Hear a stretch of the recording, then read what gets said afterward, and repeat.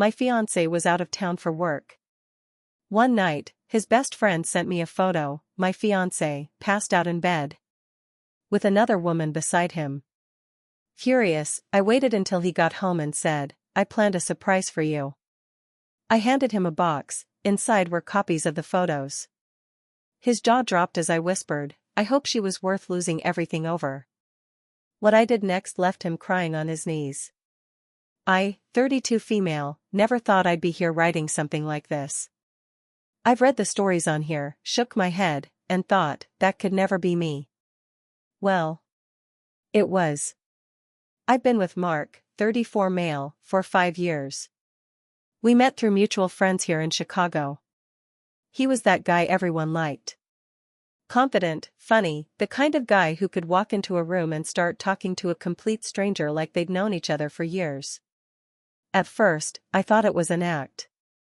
But no, Mark really was like that. All charm, all the time. I fell for it hard. Things moved fast. Within a year, we moved in together. He was in sales, I worked as a graphic designer. We had a cute apartment on the north side. Sundays were coffee and farmers markets. Friday nights were tacos and movies. It felt like we had it figured out. When he proposed, it wasn't some grand spectacle. It was just us on the rooftop of our building, watching the city lights, and he pulled out a ring. I cried. I said yes. I believed I was about to marry the love of my life. Mark traveled a lot for work, usually 2 or 3 trips a month, mostly to New York, sometimes LA. I never really worried about it. He always called when he got to the hotel. Always FaceTimed before bed. He never gave me a reason not to trust him. Until he did. It started 3 months ago. Mark was flying to New York for a tech conference. He had a few client meetings lined up, some panels, the usual. We kissed goodbye at O'Hare, and he told me he'd text when he landed. He did. He always did. Everything felt normal. The first few days were fine. Same old routine. We texted, we FaceTimed at night. He sent me pictures of the food he was eating, the stupid hotel artwork. I even joked he should bring back the shampoo because it smelled amazing the last time. On the 4th night, everything changed. I was home, watching reruns of Frasier, when my phone buzzed. It was Jake, Mark's best friend. We weren't super close, but we'd hung out enough over the years that we had each other's numbers. I figured it was some group event thing or maybe something Mark forgot to tell me. Nope. It was a photo. I opened it, and my heart dropped. I couldn't breathe. Mark. In a hotel bed. Passed out. Shirtless. And next to him, a woman. Also asleep. Blonde. Wearing what looked like one of his t-shirts. Jake didn't say anything in the message. Just the photo. I stared at it for a solid minute, trying to find a way for it to not be what it obviously was. Maybe it was old. Maybe it was fake. But I looked at the timestamp. It was from that morning. 6:47 a.m. My hand started shaking. I texted Jake, "What is this?" He replied almost instantly. "I'm sorry. I was in NYC too, for a meeting. I went to surprise him." He didn't answer his phone, so I went to his hotel room. This is what I found. He woke up. I asked him what the hell he was doing. He just said, "It's not what it looks like." Then asked me to leave. I couldn't respond. I just stared at my phone. I've never felt anger and heartbreak hit me at the same time like that before. I wanted to scream. I wanted to throw something. But all I could do was sit there and cry. I didn't call Mark. I didn't confront him. I didn't say a word. Instead, I made a plan.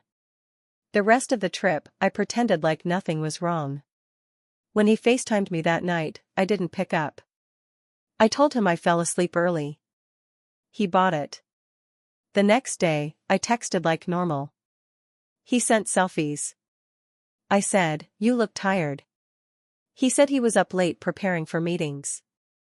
Right. I waited until he got back. When he landed, I was there to pick him up. I smiled. I asked about the trip. He said it went great. He smelled like hotel soap. On the ride home, I played music. He asked if I was okay. I said, just tired. We got back to the apartment. He dropped his suitcase by the door. I said, I planned a little surprise for you. He looked confused but smiled. He followed me into the living room. On the coffee table was a small black box, tied with a red ribbon. He sat down and looked at it. What's this? Open it. He did. Inside were 4 printed photos. All the same. Just slightly different zooms. Mark. Asleep. The woman. Next to him. His face changed. It was like all the blood drained from his body. His hands started shaking. He looked up at me, mouth half open. No words. I leaned down, inches from his face, and whispered, I hope she was worth losing everything over. He stammered. Wait, no, please, I held up my hand. Don't say a word. Not yet. His eyes started to water. Let me explain. I was drunk. I don't remember everything. I didn't mean for that to happen. I laughed. Just once. Sharp. You didn't mean to end up in bed with someone else? How do you accidentally undress and climb in next to her, Mark? He stood up. Please. I messed up. I know I did. But we can talk about this. Don't throw everything away. Talk? About what? The fact that you've probably done this before and just didn't get caught? No. This was the first time. I swear to you.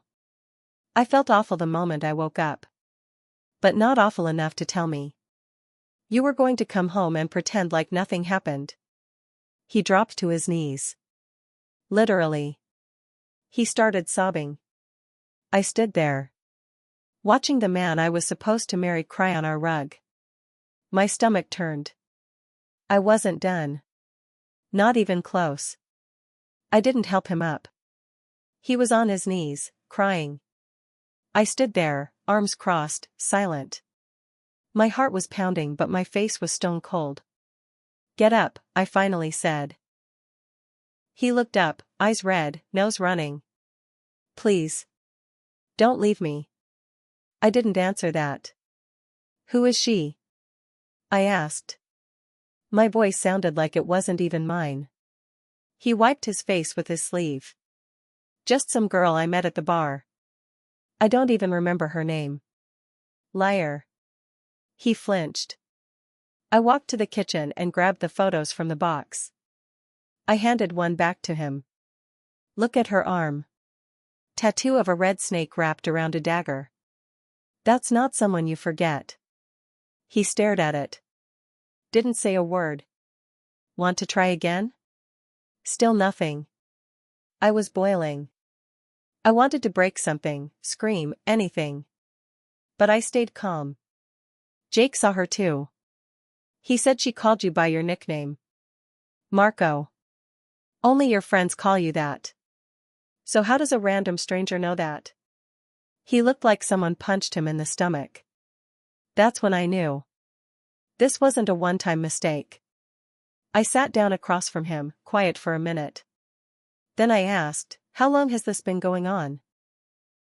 Mark rubbed his hands together like he could somehow scrub off the guilt. It was just a few times. It didn't mean anything.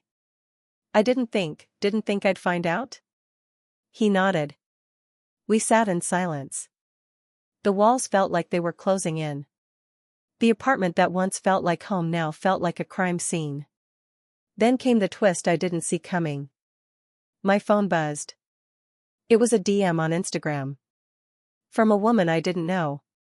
Her message said, hey. I know this is random. But I think we need to talk. It's about Mark. I didn't respond right away. I stared at the screen, then showed it to him. He paled. "Who is that?" he asked, voice shaky. "You tell me." He stood up slowly. "I don't know. I swear I don't know." I messaged her back, "Talk." Within seconds, she replied. "I've been seeing him on and off for the last year.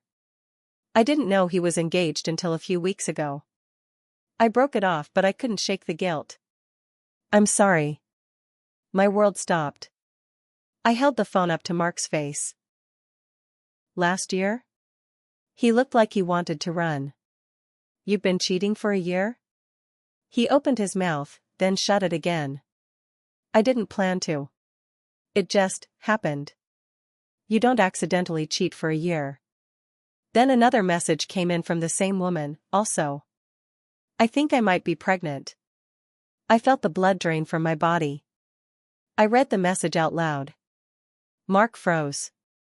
That was it. I walked to the bedroom and started grabbing a bag. My hands were shaking. I didn't even know what I was packing, just clothes, chargers, shoes, anything. Mark followed me, begging. "We can figure this out. I'll fix this. Please.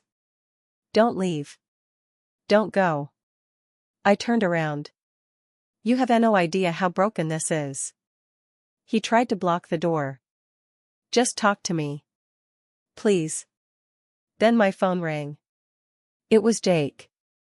I answered. "Yeah?" He was quiet for a second, then said, "I just talked to someone else. Her name is Zoe. She says she was seeing Mark for a while too. She thought he was single." I stared at Mark. He looked like someone just punched him again. Jake said, "I think he's been lying to more people than just you." More silence. I whispered, "How many are there?" Mark didn't answer. That silence was the loudest thing I've ever heard. I didn't speak for a long time. Just stood there in the doorway of our bedroom, bag half-packed, phone in my hand, Mark frozen a few feet away like he was waiting for me to collapse. But I didn't. I couldn't. I was past the breaking point. I was in survival mode now. I texted Jake back, "Can you send me Zoe's info?" He replied with a screenshot. It was a Facebook profile. A woman in her late 20s, brunette, petite, pretty. Her profile photo was her with Mark, his arm around her waist. Caption read, "Can't believe it's already been 8 months." 8 months. I turned the screen toward him. Was this before the other one or after? He didn't even try to lie. Same time. How long? He swallowed hard. Since last summer. I laughed. Loud and bitter. So while we were planning the wedding, you were balancing 2 full relationships?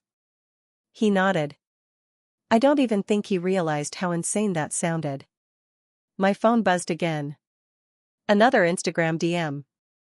This time, from a different account. A girl named Tasha.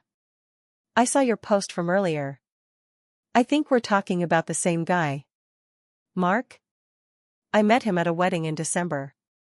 We've been talking since. He told me he was single. I didn't even show him this one. I just sat on the edge of the bed and started to cry. But not the kind of crying I did before. Not the broken kind. This was anger. Confusion. And rage. Mark sat on the floor across from me, like he couldn't physically bring himself to get closer. He kept repeating, "I messed up. I'm a piece of shit. I don't deserve you." No argument there. Then something snapped in me. I stood up and said, "Sit down. I want answers. All of them." He blinked. "What? You're going to tell me everything? Everyone? Every lie? Right now?" He hesitated. Then sat. What followed was a 45-minute list of names. Cities. Excuses. 5 women. That he remembered. Some he met on flights. Others through mutual friends. One he reconnected with from high school. One was a client. I had to leave the room twice to throw up. By the time he was done, he looked like a ghost. Pale, shaking, ashamed. I stared at him and said, "What were you going to do? Marry me and just keep them all on rotation?" He didn't answer. Then I asked, "Was Jake the only one who knew?" He nodded quickly, too quickly. I narrowed my eyes. "Mark." He looked down. "Who else?" "My brother." I stepped back. "What?" He whispered, "He found out a few months ago. He caught me texting someone at a family thing." I swore him to silence. I told him I'd end it. "Your brother. Your own family knew. And no one said a word." It hit me then, I'd been surrounded by people smiling in my face, toasting to our engagement, giving us gifts, while some of them knew. I was drowning, and people were watching me sink with champagne in their hands. Then came the worst twist yet. I got a message request on Facebook. Not Instagram. Not from a stranger. From his ex, someone he dated before me. "Alyssa. Hey. I know this is random, but I saw some stuff you posted. Just wanted to say I'm sorry. He did the same thing to me. I found out after 2 years. Same pattern. Same lies. He swore he'd changed when you two got together. Guess not." That one hit different. Because he always told me Alyssa was crazy. That she was jealous, obsessive, dramatic. All the signs were there. I just didn't want to see them. Mark watched me read the message. I didn't even bother hiding it from him. He said, "She's just trying to ruin things between us." I shot him a look so sharp he flinched. "She's not ruining anything. You already did that." He sat back down, his head in his hands. I stood there, watching the man I loved rot right in front of me. Like peeling paint. A mask slipping. And still, even after all this, part of me wanted him to say something that would make it all make sense. But he didn't. He just cried. I didn't sleep that night. Mark passed out on the couch around 3 a.m. He cried himself to sleep like he was the one who got hurt. I sat on the bed with my phone lighting up nonstop, DMs, screenshots, women I'd never heard of. I lost count. By sunrise, I had a list. 8. 8 different women, all with screenshots, time-stamped photos, texts, or stories that matched. One had a selfie of them in a hotel room. Another had an Uber receipt from our address. That was the final nail. I didn't cry anymore. I was beyond that. I was cold. Detached. It wasn't sadness. It was disgust. And I wasn't going to let it end quietly. That weekend, Mark's family was hosting a brunch. His mom's birthday. His brother would be there. The one who knew. The one who stayed quiet. Mark begged me not to go. I went. He was pale the whole drive. Sweating. Kept muttering, "Please don't do this," like a broken record. We walked in, and his mom hugged me. "You look tired, sweetie. Everything okay?" I smiled. "Actually, no. Can I talk to everyone for a second?" Mark grabbed my arm. "Please. Not here. Not now." I shook him off. Everyone, his parents, his brother, sister-in-law, some cousins, looked confused as I pulled my phone out of my bag. I projected my voice. "I just want to clear the air about something." Mark was whispering, "Stop, stop, please don't." But I did. I read the first DM out loud. From the woman who might be pregnant. I showed the selfie with him and Zoe. I played the voice message Alyssa sent me, talking about how he cheated on her too and how he spun lies about me to her. His mom looked horrified. His dad just shook his head. Then I turned to his brother. "You knew." Silence. Mark's brother finally said, I didn't know it was this bad. Mark screamed, why are you doing this? Why here? Why now? I turned to him. Because I loved you so much I ignored every sign. And this? This is what I get for trusting you. He dropped to his knees again. Right there in his mom's kitchen. Begging. Sobbing. I'm sick. I need help. I'll change. Please. His mom was crying now too. His dad spoke, finally, you don't get to play the victim here, son. His brother said, you had a good woman, and you burned it to the ground. I stood there, looking down at the man who once promised me forever. I brought the ring, I said, pulling it from my pocket and placing it on the counter. You can keep it. You'll need it more than me. Maybe pawn it for therapy. Then I walked out. The days after were a blur. He texted. Called. Left voicemails. Said he was in therapy. That he was sorry. That he'd do anything. Jake came over with food and wine. I can't believe it, he said. I mean. I can, but still. Even my own friends started admitting things they'd noticed, how Mark always flirted, how he got weird when I wasn't around. No one said anything before. I couldn't even blame them. I didn't want to see it. I wasn't angry at them. I was angry at myself. For giving too many chances. For believing the lies. For putting him first for 5 years while he made me second, third, eighth. But something strange happened after the rage passed. I felt free. Not healed. Not happy. But free. I could sleep without checking his location. I could wake up without scanning his texts. I could breathe. It's been 3 months. I moved out of our apartment. I kept my job, started therapy, and I've been reconnecting with people I drifted from. I still think about it all, what I lost, what could have been. The wedding that never happened. The life that never was. Sometimes, I wonder if he really is changing. If any of it hit him the way it hit me. But honestly? It's not my problem anymore. He broke something in me that won't ever fully go back to the way it was. And maybe that's okay. Maybe that's the point. I learned something from all this. If someone shows you who they are, believe them. The first time. And if they lie to your face and swear it was just a mistake, remember, people don't destroy good things by accident. They do it because they never valued them in the first place.